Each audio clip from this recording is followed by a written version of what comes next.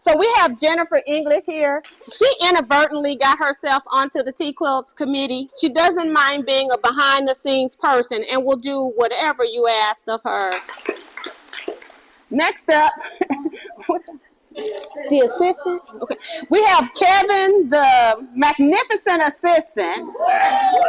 He keeps changing what he is, but we know he's just the assistant. Just. And last but not least, met Jason in chat, and for some reason I just knew that Jason would mesh very well with us. I'm like, he couldn't be just typing this just to be typing this stuff. Always making me laugh. Exactly like he was in the chat. And that's what I kind of get from UT Quilters when you're typing into that chat.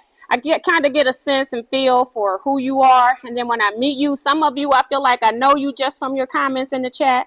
And some of you all don't chat, but you're just out there in the background, just supporting Teaquilts. And I appreciate all of you all. So I really appreciate that.